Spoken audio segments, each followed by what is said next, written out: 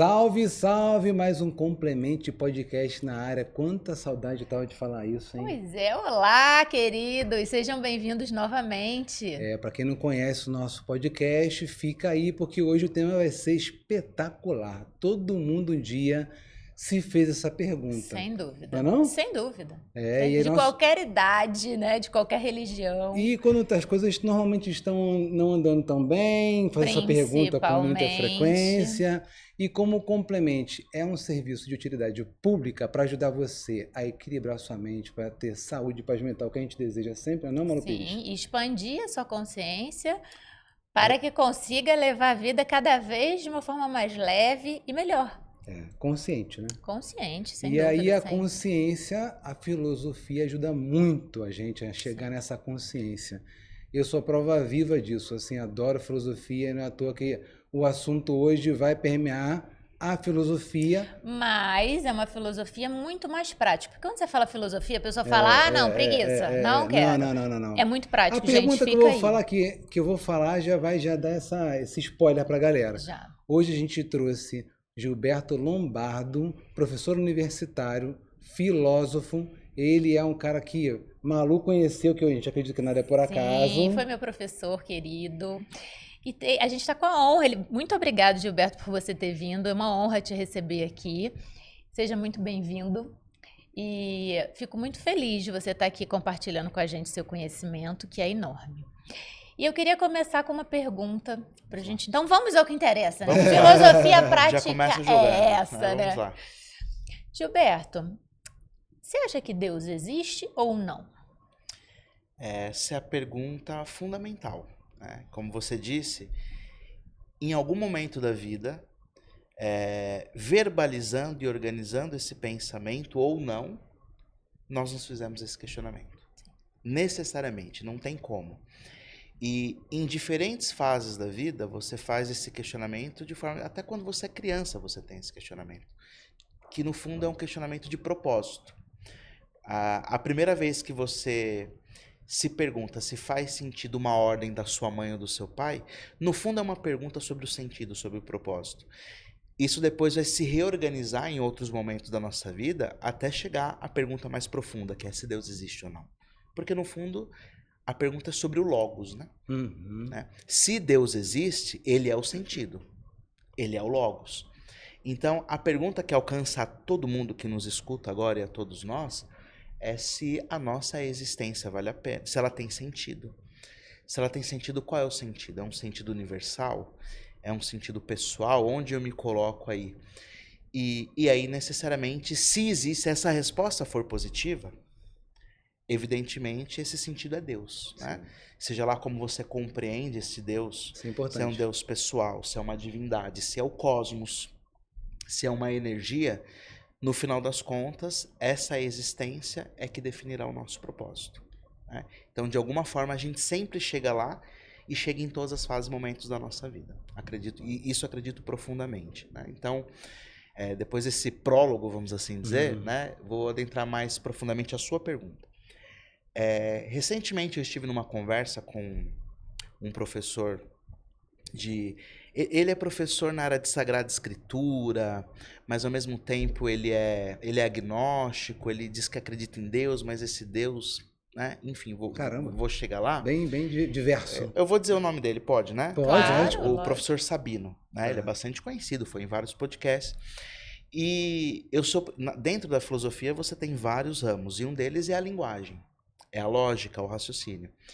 E eu sou professor de lógica filosófica já há 15 anos.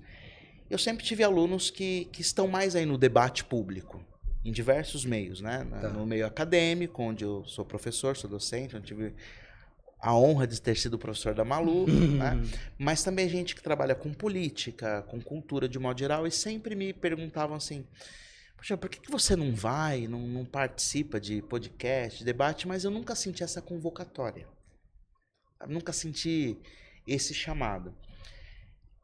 No entanto, nos últimos tempos, meus alunos me estimulando muito a isso, e eu sou professor e coordenador pedagógico de uma escola de ensino médio, e hoje a juventude eles estão nesse mundo digital, isso é uma realidade, é uma coisa que pra gente não parece tão impressionante de alguma maneira, por quê? Se alguém falar conosco sobre o surgimento da TV a cores, isso é uma coisa que Sim. Quando a gente já nasceu, já tinha Sim. TV a cores, não é? Isso é uma coisa super normal. E essa geração atual, os adolescentes de hoje, a juventude de hoje, já nasceu com internet de banda larga. Sim. Né? Nós vimos a internet nascer com uma novidade. Então, esse é um aspecto tão importante para eles. E eles me falavam, professor, por que você não vai? Porque eu dou aula de debate para eles, faço campeonato e tal. E aí eu topei. Esse primeiro debate foi com o professor Sabino. E o tema era se a Bíblia judaico-cristã é inspirada por Deus ou não. Uau. Né? Eu que sou sacerdote também. Queria uma coisa mais né? complicada, não, né? Essa tá boa já, né? É por aí. Apareceu, você foi. Né? Foi aí eu topei, né? E ele até foi muito generoso, porque ele é relativamente grande aí nos mídias sociais, e eu nunca tinha ido, já tinha dado uma entrevista aqui e ali, mas coisas menores. Falei, tá bom, vamos. Só que, ao mesmo tempo que ele é um professor de Sagrada Escritura, ele é meio agnóstico e para mim ele é ateu. Tá. Na prática. E aí o tema era se a Bíblia é inspirada ou não. E aí começou o debate. Só que eu percebi que essa pergunta não faria sentido sem essa que nós começamos o nosso debate. Certo? Porque se Deus não existe, evidentemente não existe escritura inspirada. Não existe nada que se baseie nele, né? Claro. E eu já tinha ouvido algumas aulas dele, e isso a filosofia nos dá. Quando uma pessoa está falando, isso foi até tema do nosso curso, né, Malu? De metafísica. Todo efeito tem uma causa. As coisas não acontecem do acaso, do nada provém. Então eu falei assim, não faz sentido eu entrar nessa discussão com ele sem entender o que ele entende por Deus. Então o tema era a inspiração da Bíblia. E eu dei um passo para trás e eu falei, por curiosidade, você acredita em Deus? Eu fiz essa pergunta para ele.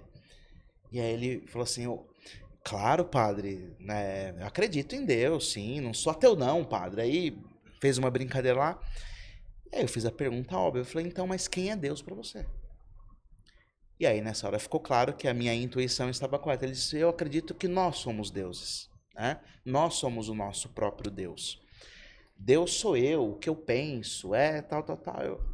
Naquele momento eu pensei, bom, acabou o debate. Ele é ateu. Sim. Só que eu achei que não seria simpático dizer dessa maneira e dar um checkmate com 2 segundos de conversa. Por quê?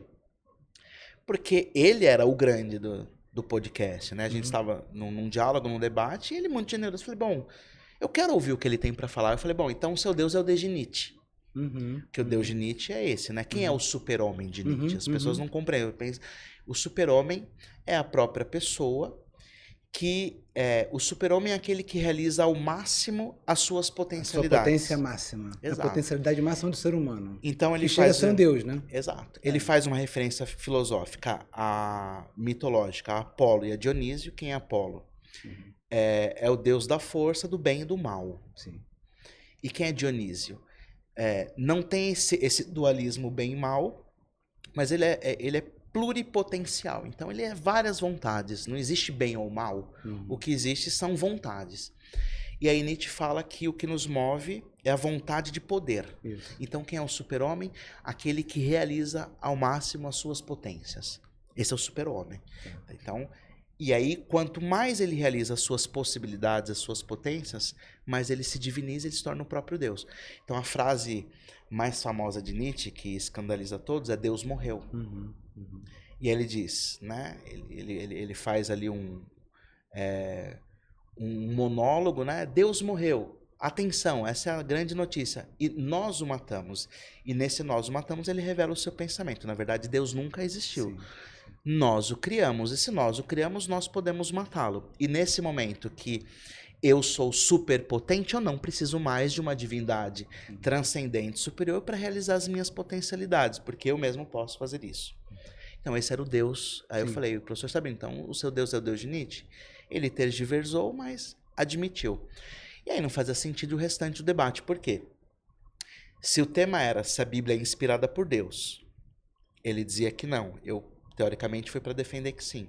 Ora, mas se Deus para ele é o homem, e a Bíblia foi escrita por um homem, que é o argumento dele, então ela é inspirada por esse Deus, que é o próprio homem. Por quê?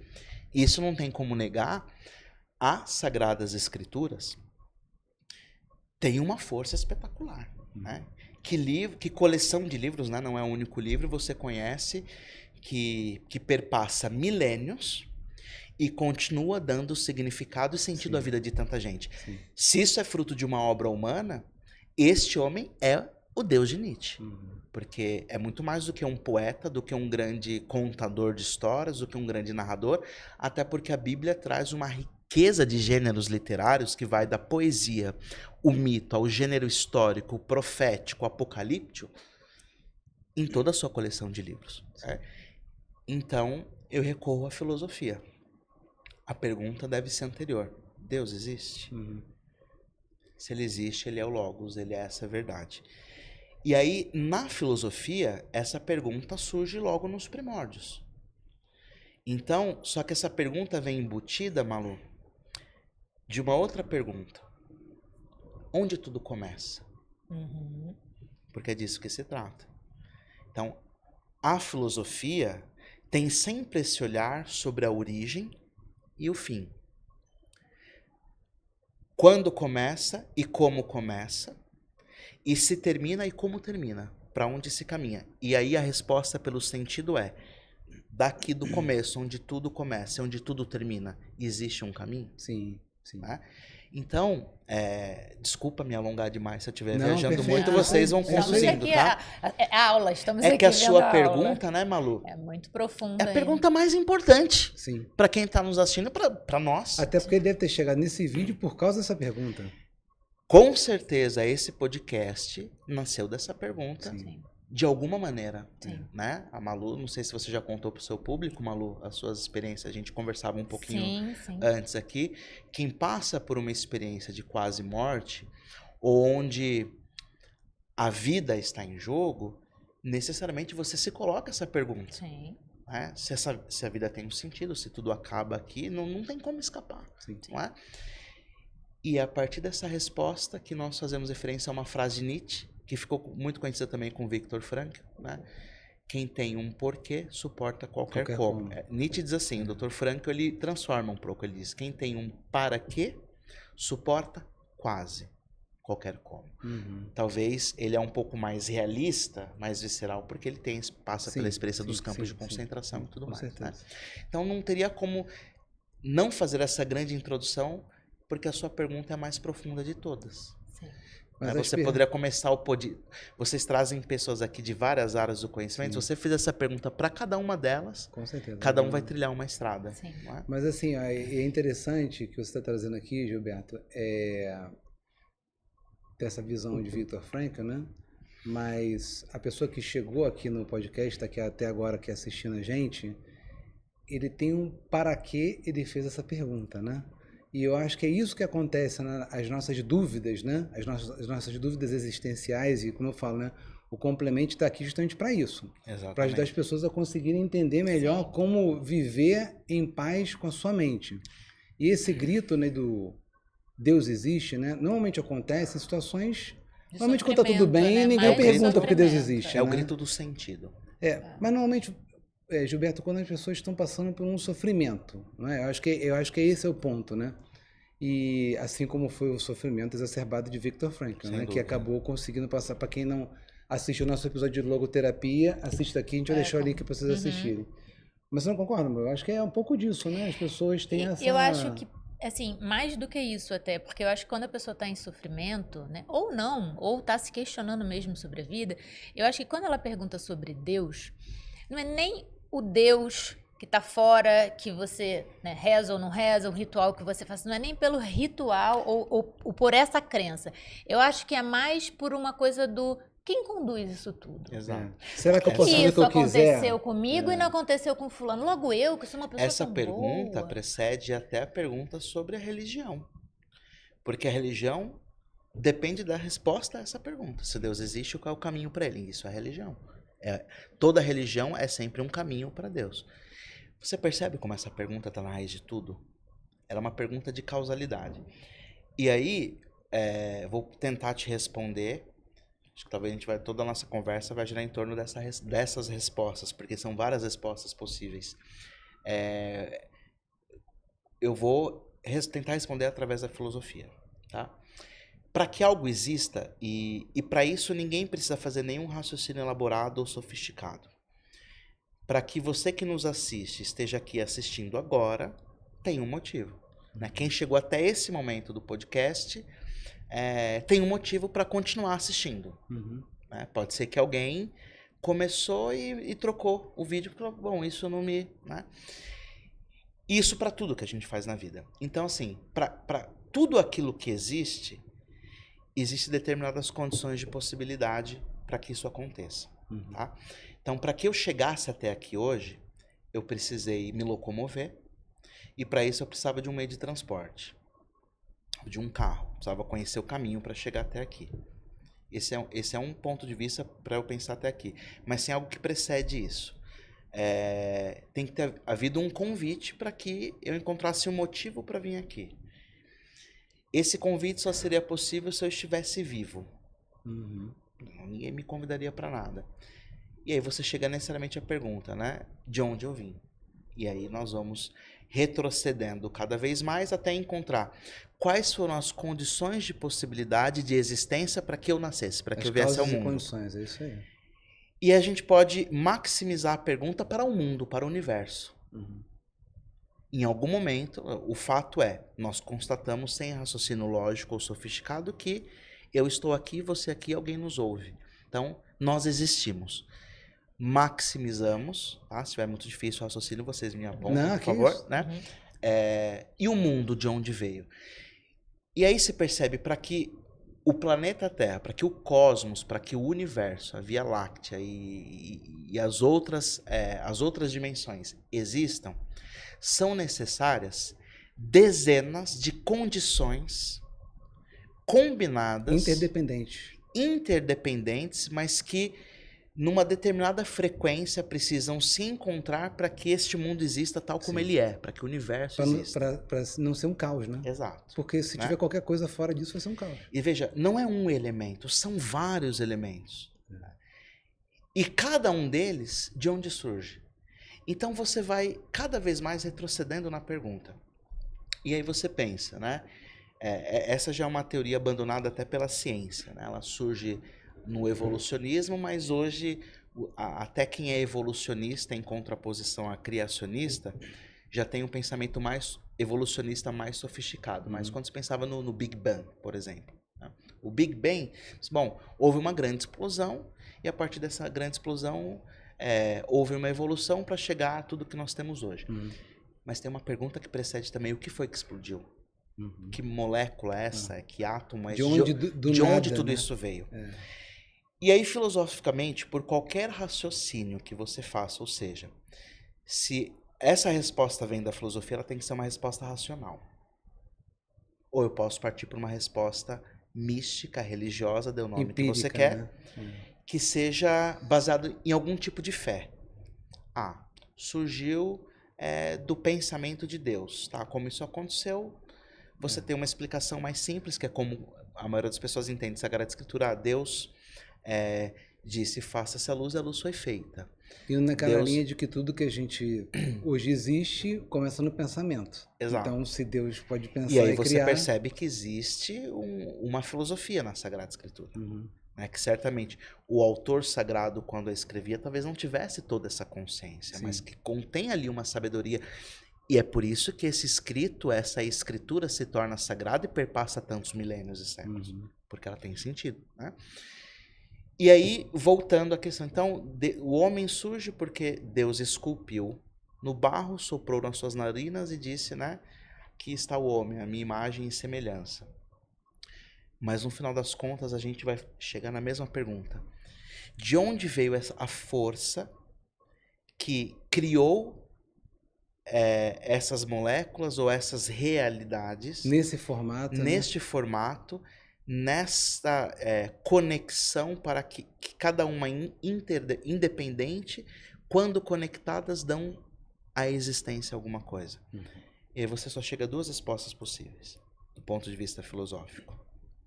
Ou isso sempre existiu, que é uma resposta de vertente religiosa mais budista, por exemplo, ou panteísta de alguma maneira. Existência inerente, né? Exato, que o próprio universo é essa divindade, né? Porque existe uma inteligência que conduz toda a história, todos os processos evolutivos e faz com que tudo se conecte de tal forma e assim circula. São Tomás de Aquino, por exemplo, um grande filósofo, um dos maiores da história, disse que esse pensamento, esta resposta do ponto de vista da racionalidade é possível. Sim. É uma das respostas possíveis. E o outro caminho seria a gente chegar diretamente a Deus, que foi o que Aristóteles fez quando ele diz que Deus é o primeiro motor, ou a primeira causa. A primeira energia. A primeira energia. Pensando que em transformação tem que ter uma energia para poder ter alguma produção. Tem que ter alguma força, alguma causa que leve a essa transformação. Porque transa significa mudança. Vamos lembrar que Aristóteles, ele é discípulo de Platão e por sua vez Platão de Sócrates, que vem num contexto de mitologia, e surge a filosofia com, mais uma vez, essa pergunta: qual é a origem? Então existem os chamados filósofos da natureza que diziam que o primeiro elemento é o ar. Outro dizia que é a água. Outro dizia que é o fogo. Alguém disse que é o movimento. E isso vai se elaborando até que Aristóteles diz, não, é o primeiro motor, aquilo que primeiramente move algo para sair da não existência para a existência. Então, este primeiro motor seria essa força suprema e maior, que na tradição, por exemplo, judaico-cristã, é Deus, né? A quem chamamos de Deus. E aí as religiões vão responder se esse Deus é simplesmente essa energia, essa inteligência que rege tudo que existe, ou se ele é um Deus pessoal, ele é uma pessoa que pode ser compreendida do ponto de vista da pessoa, e a tradição cristã vai por aí, né? O homem é a imagem e semelhança de Deus, portanto é um Deus pessoal. E mais ainda, na tradição cristã, é um Deus que se revela ao homem, portanto que se encarna em Jesus Cristo, e que indica um caminho, diz, eu sou a vida, eu sou a verdade, eu sou o caminho. E é uma resposta concreta. E para chegar ao Pai, se vai através de mim. E aí nós já estamos no campo da religião. Né? Seguir os ensinamentos de Jesus significa viver de acordo com este caminho proposto. E certamente existem muitos outros. Então você percebe que do ponto de vista filosófico, tem somente duas respostas possíveis. Que esse Deus sempre existiu, ou que ele teve um começo. E se teve um começo, é Deus este ponto de partida. Só para finalizar o argumento, para fazer mais uma vez uma referência a uma fala da Malu, não é o Deus que está fora, mas que está em todo lugar, inclusive dentro de nós. Agostinho dizia o seguinte, né? Tarde te amei, ó beleza tão antiga e tão nova. Eis que eu te procurava fora, mas estavas dentro de mim. Ele tem todo um itinerário existencial de buscar Deus no mundo, nas coisas, quando ele percebeu que sempre esteve nele. Né? Então, a resposta para a pergunta a gente pode encontrar no plano macro, nas religiões, nas filosofias, ou a gente pode encontrar dentro de si mesmo. Porque se eu existo dentro dessas condições de possibilidade, nesse grande macrocosmos, eu sou um microcosmos profundamente ligado a isso. Né? Então, eu me conecto com esse Deus nessa conversa, por exemplo. Olha, é por aí, a gente acredita nisso. E aí, obviamente, a ideia do complemento não é debate, mas é fazer as pessoas que estão ali entenderem outras formas de ver. Como você falou, duas formas, né? Eu gosto do tipo de conversa que, assim, a gente não chega a resposta nenhuma. E que não tem uma verdade, né? Não tem um certo e errado. A gente vai sair com mais perguntas e à medida que a gente fala aqui, cada um faz a sua conexão porque emerge. E aí, assim, nessa linha, Gilberto, vamos falar aqui um pouquinho do Deus de Spinoza, né? Que é um pouquinho da... Você colocou as duas vertentes, né? E na linha de Deus de Spinoza, que é essa grande energia, né, que está aí, né, que está nessa caneca que você está tomando a água do complemento, que está aqui nessa interação, que está em tudo, né? E qual é o seu ponto de vista, filosoficamente falando, porque assim, é importante a pessoa falar, né? Se a gente trouxer um cientista que a gente já trouxe aqui, vai falar da forma dele, né? Se a gente trouxer uma outra pessoa de uma outra religião, vai falar da forma dele. Dentro da visão filosófica, como é que Deus de Spinoza se encaixa, não se encaixa, ou é uma coisa mais da... O que você pode dizer? Eu acho que, desculpa, eu acho que primeiro tem que falar sobre o que é o Deus de Spinoza. Sim, mas... Por favor. Né?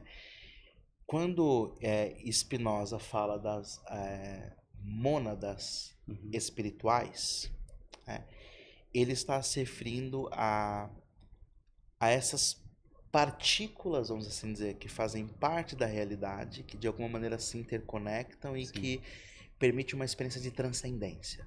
Né? Eu não negaria esse tipo de pensamento, mas para mim ele tem um problema, que é o problema filosófico que a gente falava anteriormente, de onde surge. Então, essa resposta é fundamental para essa nossa conversa. Porque todo o resto vai ser uma resposta que ou ela vai partir de uma revelação sagrada, um livro sagrado, como o Corão, como a Bíblia, como, sei lá, né? Ou ela vai vir de uma experiência mística inspirada em alguém, ou ela vai vir do que você abstrai da própria experiência com o cosmos, com a natureza. Certo? Certo. Como é uma vertente das chamadas religiões do karma, por exemplo, que é uma conexão com o que existe. Mas ainda assim eu dou um passo para trás. Né? Início, então, né? se vem de uma revelação sagrada, se vem de uma personagem histórica, ou se vem da natureza, vamos resumir assim, de onde vem tudo isso? Porque assim, eu pessoalmente, o nosso público no Complemente sabe disso, né? Eu já acreditei numa visão mais de mundo caótico, do tipo...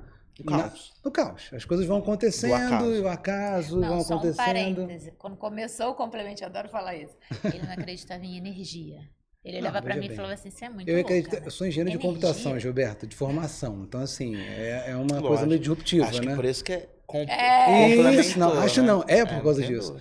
Mas assim, eu tinha uma época na minha vida, e o legal, a beleza do ser humano é isso. Você está falando processo, sobre a especialização que você está fazendo, o debate que você está fazendo de logoterapia, né? Na PUC, né? Na PUC? Isso, a gente tem um grupo de pesquisa na PUC sobre vazio existencial, onde a gente conecta várias ideias, vários acontecimentos da cultura, da política, como pensamentos filosóficos, com o pensamento de Viktor Frankl. E aí o legal lá que você falou, né? Tem enólogo, tem, né? Tem... Psicólogo, pastor, padre, tarólogo, advogado, ateu, tem tudo. E eu tenho uma equipe, eu trabalho no mundo corporativo, eu tenho uma equipe e eu falo, não, mas aqui precisa de... Gente, a maior beleza do ser humano é justamente ser diferente.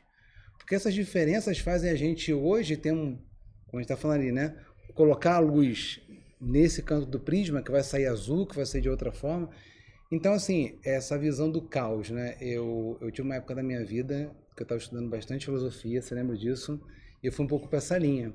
E para a pessoa que está aí assistindo nosso vídeo, que pode estar, né, chegou nesse vídeo, né? Deus existe, né?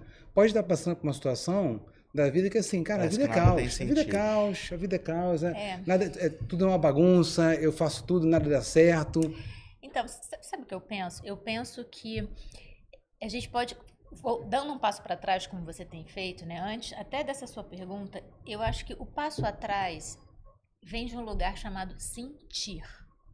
Não é o sentido, é o sentir. Perfeito, perfeito. As pessoas não conseguem, cada um por suas histórias de vida, por tudo que passaram, mas por muitas vezes passaram uma vida inteira sem sentir coisas da vida que aconteceram e as pessoas foram ficando cada vez mais para fora, buscando fora. Acredito. A gente já trouxe uma pessoa aqui para falar sobre glândula pineal e eu gosto de falar que esse sentir, né? Porque a pessoa olha e fala assim, não, você é iluminada, porque você sente.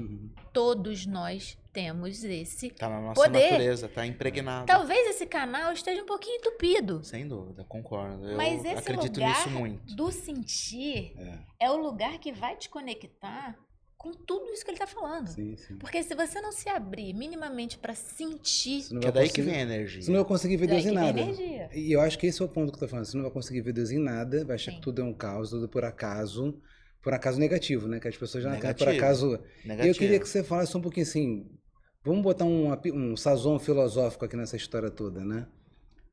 Para a pessoa que chegou nesse vídeo que agora tá assim, caramba, tá tudo um caos. Eu tô aqui procurando uma resposta. que a gente talvez não vá conseguir dar para ela, mas a gente vai ajudar ela a chegar na resposta dela. O que você pode falar? Que a primeira coisa, que essa resposta, se existe, é individual. Portanto, assumir o protagonismo da sua história se torna primordial e essencial. Esse é o primeiro ponto. Por quê? Ninguém pode responder essa pergunta, porque se existe um sentido, o sentido da minha existência não é o mesmo da sua. Eles podem até se conectarem, mas essa resposta é individual, primeiro ponto. E eu volto também mais uma vez no que a Malu falou pelo seguinte. As pessoas perderam a capacidade de nomear o que sentem. Mas ninguém deixa de sentir. Mas como não se sabe mais nomear o que se sente, então simplesmente as pessoas sobrevivem. Uhum. E captar o meu sentimento significa primeiro legitimá-lo, aceitar que ele existe e tentar arguir o que é que ele está me questionando. A força da intuição é uma coisa espetacular. Por conta da minha visão de mundo religiosa e filosófica, muitas vezes esse discurso sobre energia, não é que eu era fechado a ele, mas eu não achava uma coisa muito importante. Tá vendo? Não, eu tava sozinho. Sem dúvida nenhuma. Porque eu tinha outras respostas. Sim. Mas a filosofia leva necessariamente para isso. Então, assim, por quê? Se existe um propósito para eu estar aqui, há quanto tempo eu venho almejando coisas, situações, lugares, afetos, e parece que tudo é errado, parece que... Então não é possível que isso aqui leve para algum lugar.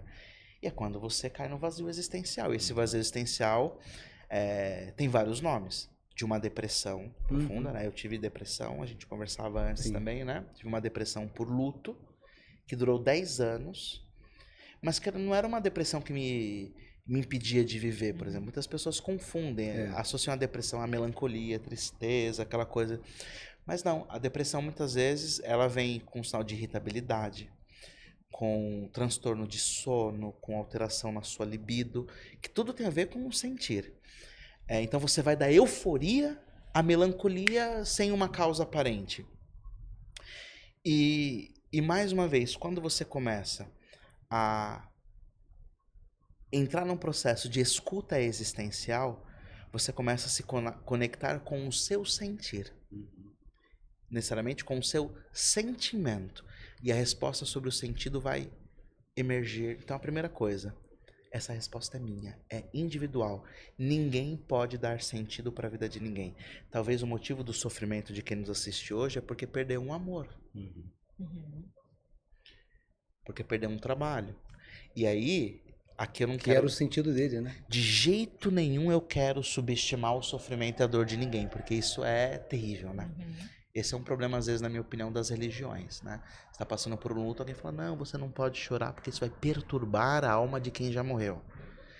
Ou, não, mas pensa, não, mas ele tá com Deus. Sorte de Deus, caramba, eu sinto falta dele aqui agora. Né? Isso. Então, essas respostas... Ele tá assim, com Deus, mas eu tô com dor, né? Exatamente, quem fica né? Que sofre, né? E quando, no caso, o meu luto foi da minha mãe, faltava 5 meses para minha ordenação sacerdotal. Era um momento... Imagina 5 meses do seu casamento. Né? Tá bom, sorte de Deus. Azar o meu. Só que o problema é que, sorte de Deus, eu ia ser padre, caramba. Então, Deus me tirou... Eu dei tudo para ele me tirou a única coisa que é... Entende? Então, assim... A primeira coisa e mais importante para quem nos assiste é pensar assim, então não é subestimar a dor de ninguém, mas essa resposta ela é individual em que medida? Quando eu penso assim, por mais que outras pessoas já encontraram essa resposta, ninguém viveu deste lugar em que eu me encontro o que eu estou vivendo. Então eu posso captar essa resposta, tomara que quem nos assista agora consiga, por exemplo, se conectar com algum insight, com algum pensamento que lhe faça sentido, mas essa resposta é minha. Victor Frankl também diz o seguinte, eu encontrei o sentido da minha vida ajudando as pessoas a encontrar sentido. E fundamentalmente o que ele ensina sobre o sentido o sentido da vida não é dado. Ninguém pode dar sentido à sua vida. Então, talvez quem você perdeu foi um filho. Deixa eu pensar, você é mãe, você é pai. Sim. É a dor inominável. Quem perde uma mãe é órfão. Quem perde um filho, como chama? Não existe nome. Sabia que nenhuma língua? Verdade. Nossa, existe nome para essa dor? Verdade. Então, como é que alguém que passa por uma experiência como essa pode se conectar assim com um sentido? Opa, vamos lá, morreu, vamos lá, a vida continua. Pô, você vai na fossa, você vai no âmago da essência. Mas pode ter sido um namoro. Pode ser que você tenha 15 anos e nos assiste e você terminou um relacionamento que era o amor da sua vida. Aí você vai pensar, com 15 anos quem pode dizer isso? Ué, se são 15 anos vividos, o primeiro amor é o único amor. Então ele é o amor da vida. Com certeza. Né? Recentemente, alguém me perguntou assim, eu vou abrindo vários parênteses, quando não tem problema, né? Esses parênteses, às vezes, eu desvio da pergunta. Se eu estiver viajando demais, vocês me trazem de volta. Recentemente, alguém me perguntou, lá na escola onde eu trabalho, uma mãe me perguntou, falou assim pra mim, professor, como você faz para se conectar tanto com esses jovens, às vezes mais do que nós que somos pais? Eles passam o dia atrás de você. E eles me respeitam, porque também eu sou a figura do coordenador, que vai exigir a disciplina, o desempenho, a produtividade, mas é quem eles procuram quando eles querem conversar. E ninguém nunca tinha me feito essa pergunta, então eu não tinha uma resposta pronta. E no momento me veio muito espontaneamente assim, eu falei, olha, é conversar com eles realmente interessado no que eles estão a dizer. Primeiro ponto, a gente perde essa capacidade quando vai envelhecendo, né? Porque vai se tornando uma pergunta protocolar. E aí, tudo bem? Ah, tudo bem. Então, quando o jovem vem falar com você e você pergunta como você tá, escutar a resposta, uma escutativa. No segundo momento, pensar assim, que o que ele está vivendo é a coisa mais importante que existe até ali. Porque quando alguém que já viveu algo parecido com o que nós estamos vendo nos escuta, mas isso vai passar. E isso é absolutamente frustrante quando... E às vezes quem está em depressão, quem está no vazio... É a pior coisa que pode falar. Sofre com essa resposta, porque ele fala, caramba, mas eu não consigo sempre. isso. Porque para mim não faz sentido nenhum. Quando é que alguém pensa em dar a última resposta? A resposta definitiva ser um não. Quando alguém tira a própria vida. O que leva alguém a isso? Uma doença. Pode ser que chegou uma doença, mas teve um antes. Teve uma causa. A Malu foi minha aluna, sabe que como metafísico eu nunca deixo de olhar para a causa. Então mais uma vez você pensa, então essa resposta não me alcança, porque o que eu vivi até aqui é com os recursos que eu tenho, ninguém dá o que não tem. Então eu preciso me conectar com o sentir e fazer essa pergunta: o que eu estou sentindo? O que é essa dor? O que é essa vontade de morrer? O que é essa dor que às vezes se torna física? Sim. Vocês, como psicanalistas, sabem disso melhor do que eu, não é? Essa dor se torna tão grande, tão grande, tão grande que o teu corpo absorve. E às vezes, quando o corpo não absorve, a mente absorve de tal forma. Por que uma pessoa se corta, ela se mutila? Ela não sabe dar nome ao que ela sente, porque ela perdeu a capacidade de sentir. A dor ali, né? E eu preciso de uma dor que eu possa dar nome. Porque aí eu sei. E é por isso que eu me corto e eu me mutilo. E podendo chegar ao extremo, né? Ao não definitivo. Então, reencontrar a capacidade de dar nome ao que eu sinto se torna fundamental para qualquer tipo de resposta. Né? E aí, antes de você dar a resposta, você legitimar a pergunta. O que eu estou sentindo? Por que eu estou assim? Né? O que me levou a isso?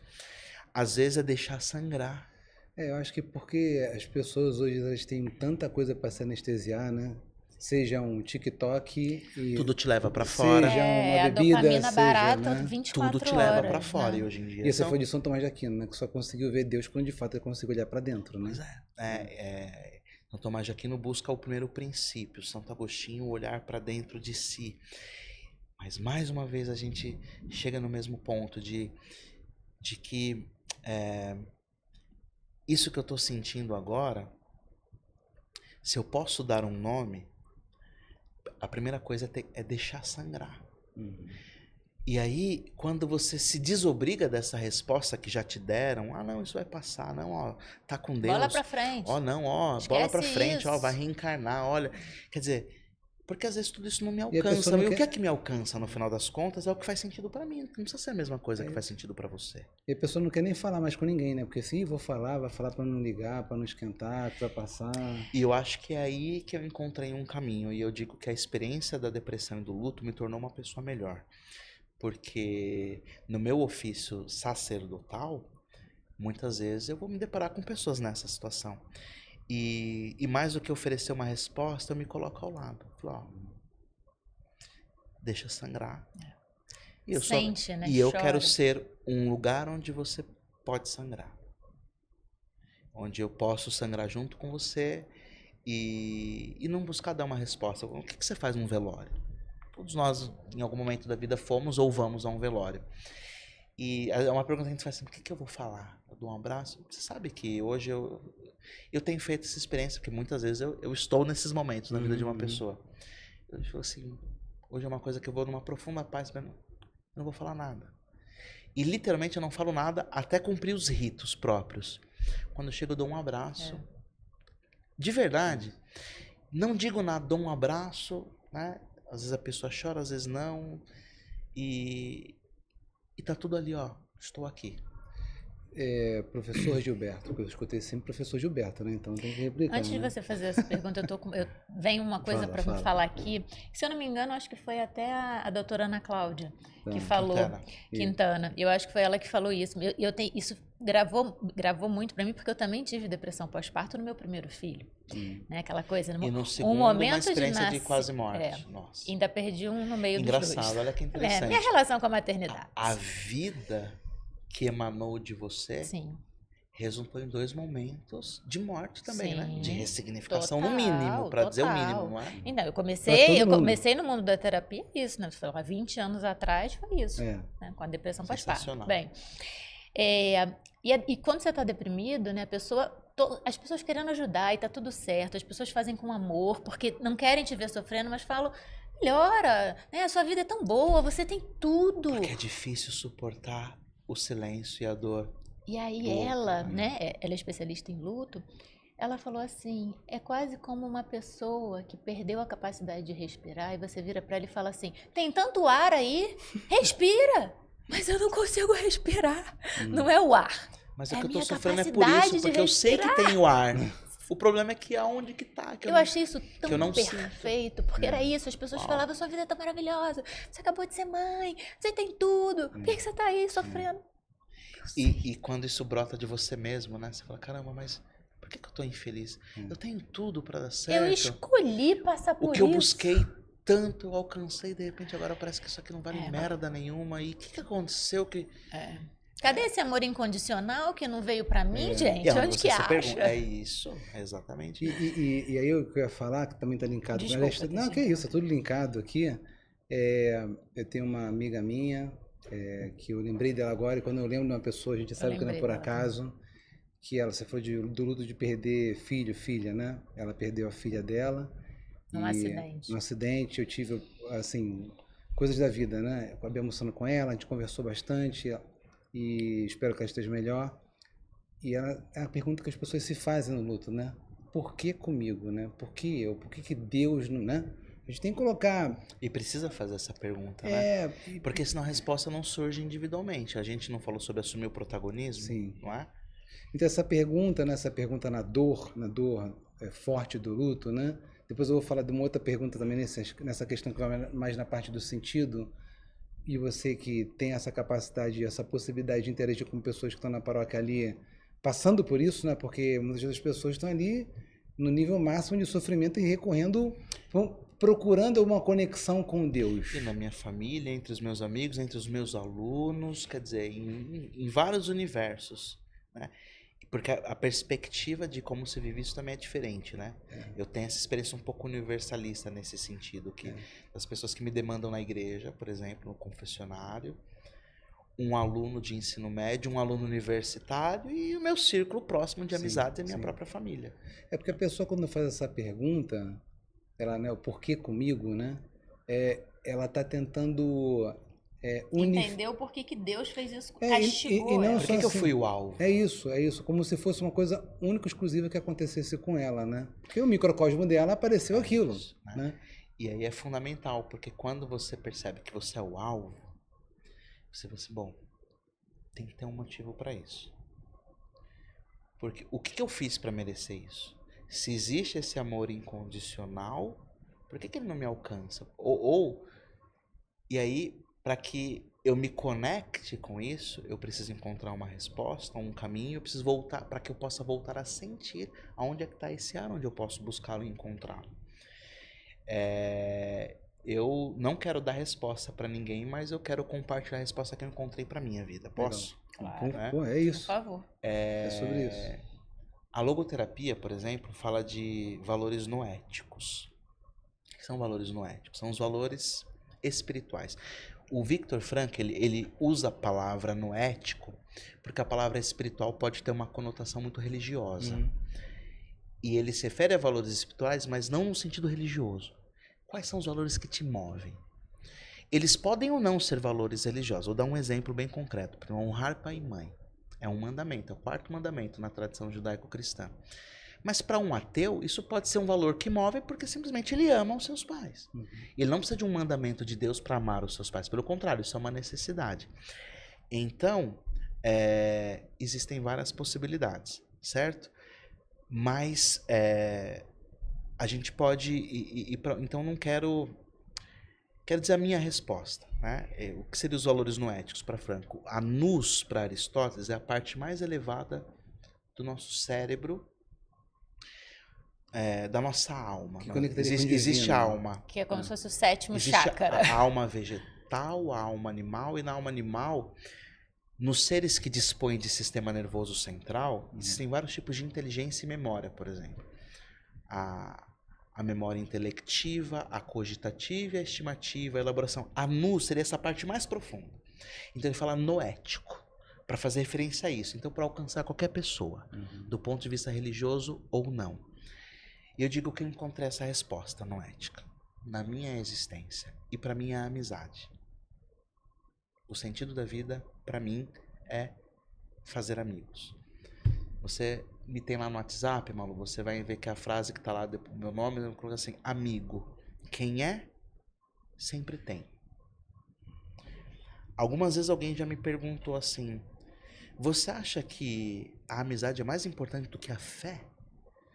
Uma pergunta dessa para um professor de filosofia não ofende, mas para um padre pode parecer ousada, não é? E como eu nunca me coloquei nas minhas relações em primeiro lugar com o meu cargo, porque eu sou padre, mas como pessoa, e sobretudo depois que eu encontrei essa resposta da amizade, essa pergunta antecede, porque assim, eu já encontrei muitas pessoas que têm muita fé religiosa, fé em Deus, mas que não têm amigos. E não são felizes. E aí, todo excesso esconde uma falta. Vocês sabem disso na psicanálise. E esse excesso se reflete em qualquer coisa, na religião, nas relações humanas, na dependência, na pornografia, no jogo, no sexo, nas drogas, no álcool, nos vícios de um modo geral, na comida, mas nas coisas que aparentemente são boas, o trabalho. Sim. E a amizade, o sentido pleno da amizade, ela nunca é nociva, ela só é boa. Porque, mas e se eu me tornei dependente afetivamente de um amigo? Então já não é amizade. Não é? Já é outra coisa, já é posse. Porque a amizade não é deixar livre. Não é como uma alma em 2 corpos. Você se sente profundamente conectado com alguém ou com várias pessoas. E você sente que aquele lugar é uma extensão da sua existência. E é quando você capta o outro na essência e se sente alcançado por ela a ponto de poder chorar e dizer, hoje minha vida tá uma merda, tudo que eu queria era morrer. E você não se sente constrangido de dizer isso para alguém porque você sabe que não precisa explicar. Sim. Aquelas pessoas que você fica um ano sem ver, meses, e quando se encontra parece que estava junto no dia anterior. Então assim, nas diversas dores que eu já passei na minha vida, por isso que eu digo, não quero dar resposta para quem nos assiste, nem para vocês. Mas quero compartilhar a minha. Mas a sua resposta é interessante, porque a pessoa pode olhar para um outro viés. Porque talvez eu aponte um caminho para alguém. Assim, se nesse momento tão doloroso que eu tô passando na minha vida, eu não tenho diante de quem chorar, agora aqui é uma cutucada. é porque talvez eu não esteja sendo um bom amigo. E aí, assim, as pessoas que eu mais amo encontram em mim esse espaço para poder compartilhar um tipo de existência como que eu tô vivendo agora, porque se você não encontra alguém que já chorou diante de você, talvez é por isso que agora você chore sozinho. Então, tá aí um possível caminho para a resposta. Eu preciso me preocupar mais com os outros. Eu preciso fecundar essa minha dor, essa minha falta de sentido, essa falta de significado e transformar essa experiência de morte em vida, é o que a Quintana fala, né? A vida sempre se sobrepõe à morte, sempre. Ou, por graça ou sorte, ou chame lá como quiser, eu já tenho quem está sofrendo comigo agora, então é lá onde eu vou me reencontrar. Ou pelo menos ali que eu vou começar a ressignificar a minha história, porque se eu tenho um amigo, e aí eu devolvo a questão para essa pessoa que me perguntou, e surpresa que eu não disse ser a fé. Eu nunca vi uma pessoa que tem amigo e não tem fé. Porque a amizade, ela te sustenta no vazio quando você não tem para onde ir. E no abismo, quando não tem mais para onde descer, você só pode olhar, portanto, para cima. Né? Mas quem é que tá do teu lado naquele mão que não te deixou submergir? É um amigo. Então, assim, que legal, né? A gente começou falando se Deus existe, a gente fez uma volta aqui para terminar numa resposta tão trivial e tão concreta no cotidiano da nossa vida, que os melhores momentos da nossa vida são os momentos que nós passamos com os nossos amigos. E talvez eu e você já tenhamos uma experiência na vida de uma experiência extremamente dolorosa, mas que passou. E quando você se perguntar como passou, você vai se lembrar porque você teve amigos perto de você. E esses amigos podem ser, vamos dizer assim, multifuncionais e multidisciplinares e multicasuais, né? Sim. Porque, vamos lá, né? A gente tem que falar, né? Encarar a realidade. Tem muitas pessoas que não conseguem ter um amigo no pai. Tem muitas pessoas que não conseguem ter um amigo na mãe. Às vezes que seria o amigo mais básico, né? Assim, vamos dizer assim. E né? como você muito bem disse, às vezes não é um amigo. São várias pessoas que cumprem um determinado... Então, assim, hoje, eu tenho amigos para tomar uma cerveja. E falar de futebol, né? Quarta-feira dessa semana eu fui ver meu time jogar no estádio. É uma coisa que eu adoro fazer. Eu sou um São Paulino roxo, né? Portanto, logo você vê que eu ando sofrendo muito, né? Vocês são flamenguistas? Não? A gente é tricolor das Laranjeiras. Nós somos o único tricolor que existe, mas tudo bem. Então, nós não estamos muito diferentes, não. A gente vive de lampejos, né? Isso aí. Mas já tivemos muitas glórias no passado, né? Já fomos grandiosos. Tem amigo para ir no estádio. Mas tem amigo para ir no estádio, né? Tem um amigo para falar dos problemas do meu coração. Quantas vezes na minha vida eu me vi apaixonado sem poder estar apaixonado. Meu estado de vida não era compatível, ou ao menos não era compatível com aquela paixão. Imagina uma pessoa que é casada que se apaixona por outra mulher. Ou por outra pessoa. Caramba, eu largo tudo, vivo essa paixão, ou não. Ou tenho um amigo para isso. Eu tenho um amigo para falar de projeto profissional, que é quem vai me encorajar, vai me trazer boas ideias. Um amigo para compartilhar os meus sucessos. Então, assim, isso pode ser uma pessoa ou várias pessoas que compartilham todas essas fases, são os meus melhores amigos, ou cada uma delas cumpre um propósito. E a missão de encontrar o que cada um pode me oferecer também é minha. Porque às vezes eu fico esperando que você vai alcançar todas essas áreas e que você não alcança, porque a expectativa é minha. E até assim, olhando para a visão de casal e o complemento, não, você sabe um pouquinho como é que surgiu o complemento, a gente deu um pouquinho do resumo de tudo, né? Cara, assim, eu sou uma pessoa de menos amigos do que a Malu. A Malu é uma pessoa de muitos amigos. Isso é muito raro, né? Porque geralmente a mulher tem menos amigos e o homem tem mais amigos. Pois é, então... eu tô sendo machista na minha fala. Não, aqui nesse Quem caso me convenceu disso foi uma amiga minha que é psicóloga. Aliás, com certeza ela vai assistir esse nosso vídeo. Ela eu digo que psicóloga clínica é melhor que eu conheço. Ela é professora. Se não foi, ainda vai ser professora sua, professora Andréia. Um beijo, Andréia. Ela que me convenceu que é da natureza do homem fazer mais amigos do que a mulher. E ela explica isso a partir da vertente psicológica. Uhum. Mas vocês, então, é uma exceção. A Malu tem mais amizade do que tem você. mais amizade. É uma pessoa mais... Eu brinco, quando eu conheci a Malu, ela fazia amizade na época que a gente ia no banco. Ela fazia amizade no banco, sabe? E eu já não. E... Ele falava assim, ó, faz amizade no banco, mas não precisa trazer pra dentro de casa, vai lá. Não precisa... Mas nessa coisa do sentido, né, assim, é uma coisa que eu, por exemplo, eu tenho essa simbiose na toca complemento exige com a Malu, realmente ela é muito minha amiga, assim, o dia que a gente não conversa como amigos no final do dia, cara, é um dia ruim, né? Então, eu acho que é interessante a gente falar, assim, dessas multipluralidades das facetas dos amigos, né? Seja na família, seja fora de casa, seja no casal, né? E as pessoas hoje, infelizmente, não estão conseguindo viver o básico, né? Que é na família, ter amizade na família, as de origem muito e feridas, no casal, né? Sim. Deixa eu só fazer um parêntese aqui que me incomoda essa coisa, né? Do casal, né? Que chegou aqui, nossa, sempre foi assim. Não, a gente ralou muito pra conseguir. Não, pra chegar nisso. Foram mais de 20 casamentos nesse casamento. Isso aí. De verdade. Pra gente conseguir chegar nessa amizade com o casal. E não quer dizer que tá perfeito, né? Não, lógico que não. E tá tudo certo, porque perfeição não existe. Mas eu não gosto de romantizar, né? Essa coisa do isso. Eu também. Não é. A gente pagou uma fatura. A vida me levou visceralmente E aí eu sou muito nietzschiano para isso. Se a gente não vai na profundeza da existência, a gente cai no dualismo, é tudo bem ou mal, não. E às vezes, entre o branco e o preto tem o cinza e 50 tons de cinza, não é isso? Não é? E tá tudo certo, né? Certo. E é para cada tá tudo bem. Tá tudo bem. Mas super interessante você falar sobre essa questão da amizade, principalmente agora nessa sociedade que a gente está vivendo, que é cada vez mais individualista, onde as pessoas estão cada vez mais se olhando, né? Não permitindo opinião alheia, né? Como você... Nossa, como a intolerância, né?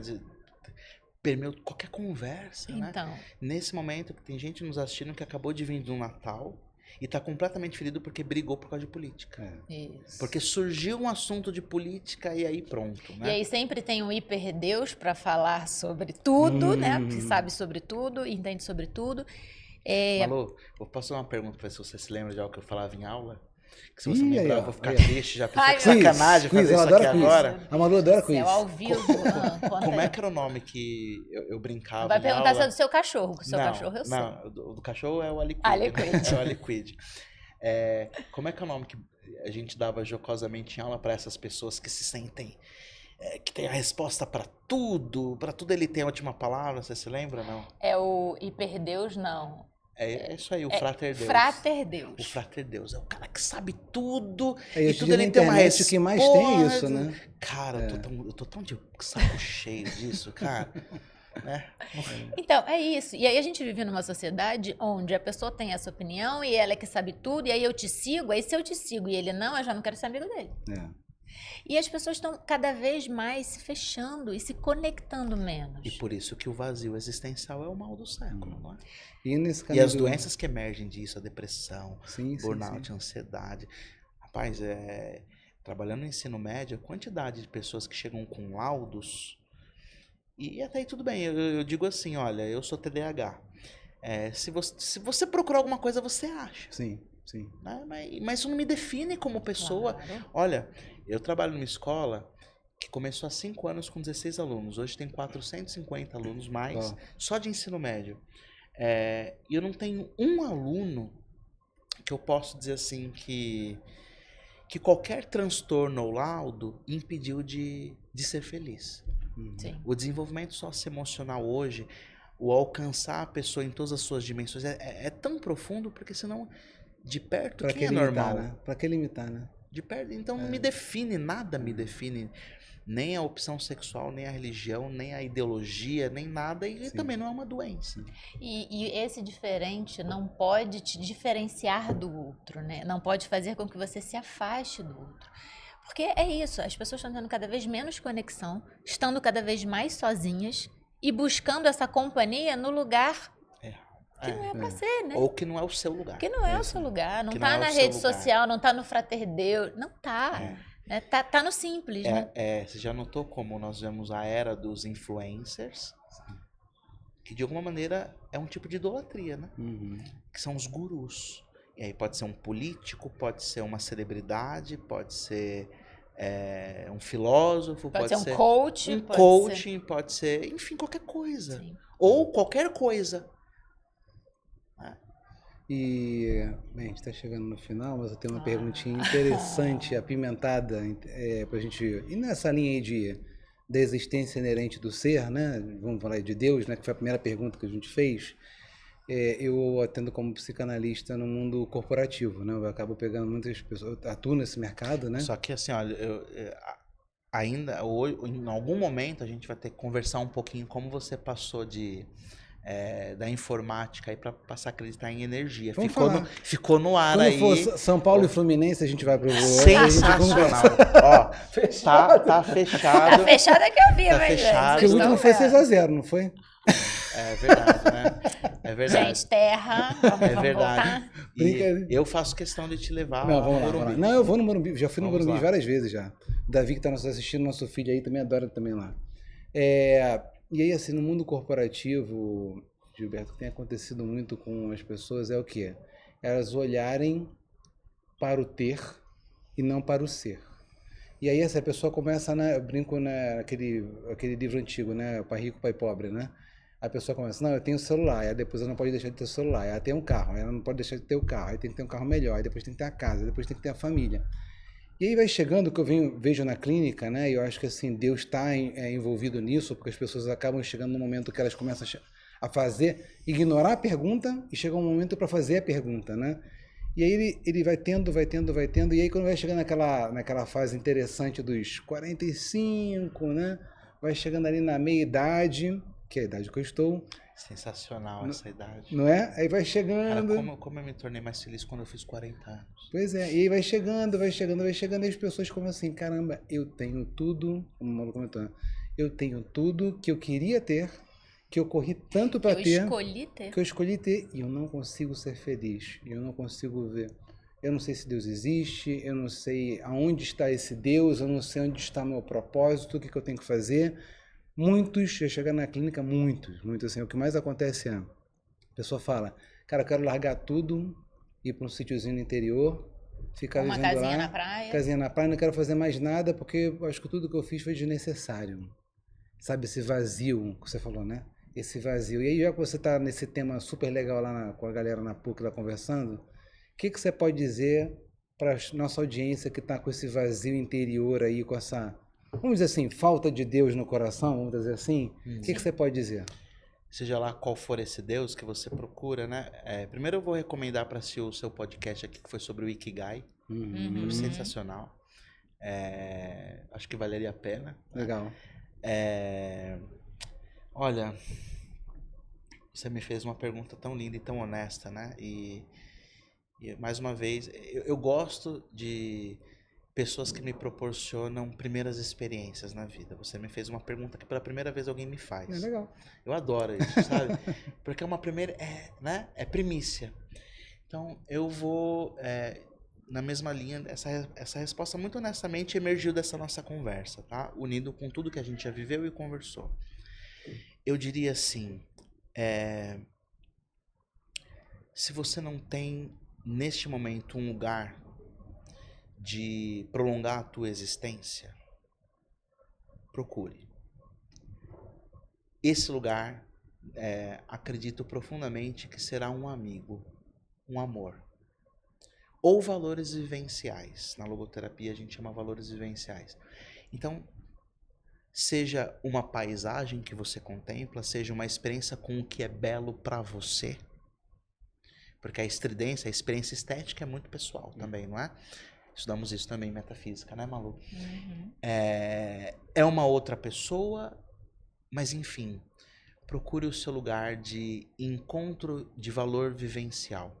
O que significa isso? O que o mundo deixa para você. Nós passamos boa parte do tempo, que talvez seja o caso, do que você se depara bastante na clínica, da preocupação com os valores criacionais, que é o que eu deixo para o mundo. Qual é o legado que eu deixo? E é uma dimensão importante da resposta. O que eu faço, o meu trabalho, e aí não trabalho no sentido de emprego, tá? Mas onde eu exerço um ofício, esse ofício pode ser cuidar de um filho, cuidar de uma casa ou de alguém, ou de uma coisa. E são valores criativos. Essa esse é um ponto importante do tripé para encontrar essa resposta. Mas o outro é, o que o mundo deixa para mim? Como eu experimento, em última palavra, o amor. Então, o caminho pode estar por aí.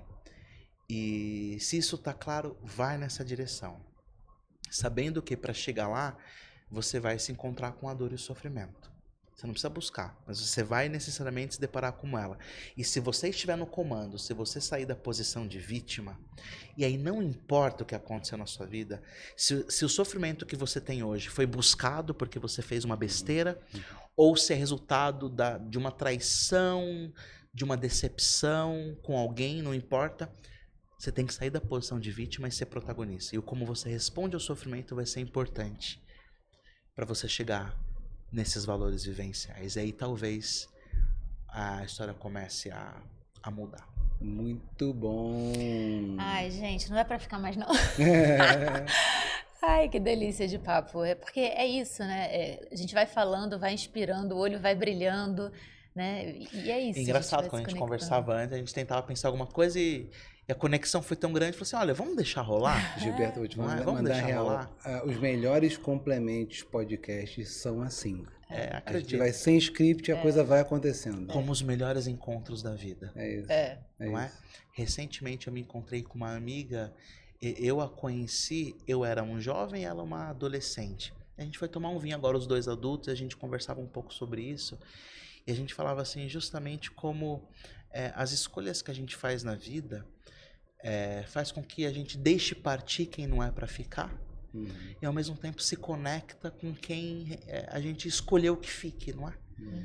Então, com certeza, espero que essa conversa renda muitas outras. Vai render. Entre a Malu, com certeza, que a gente vai se encontrar lá nos corredores da universidade. Tão logo, essa psicanalista será uma psicóloga, né? Com certeza. E com certeza o complemento e vocês dois aí vai deixar transbordar mais uma vez, porque olha, isso aqui é vida, né?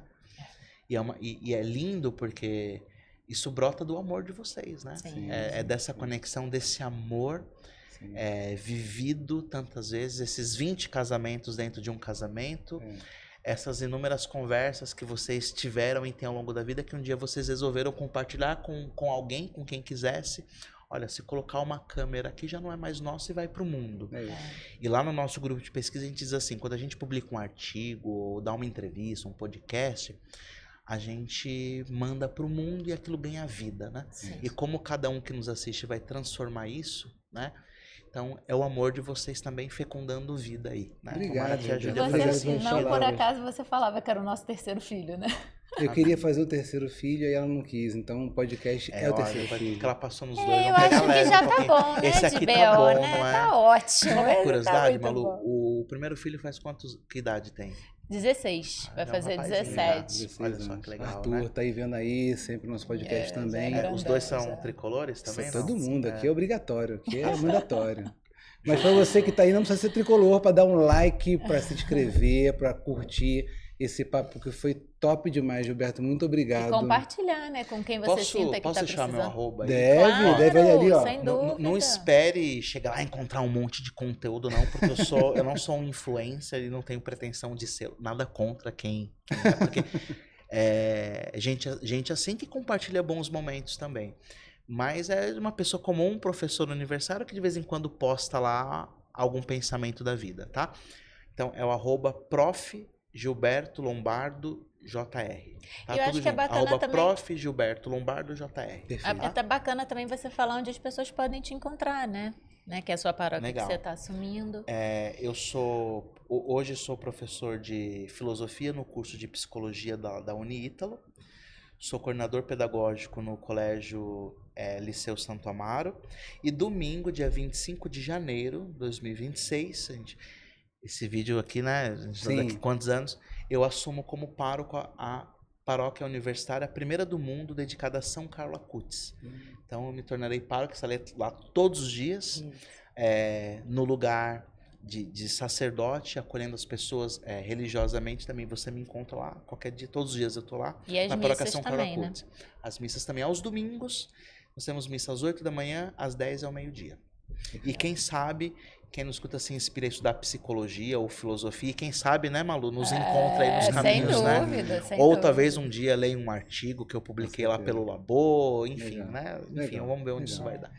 Gilberto, muito obrigada pela sua participação, foi incrível, a gente podia ficar aqui horas conversando sobre isso. E obrigada pela sua audiência, ter ficado aqui com a gente. Se fez sentido para você, compartilhe com quem você sinta que precise desse conteúdo. Isso aí.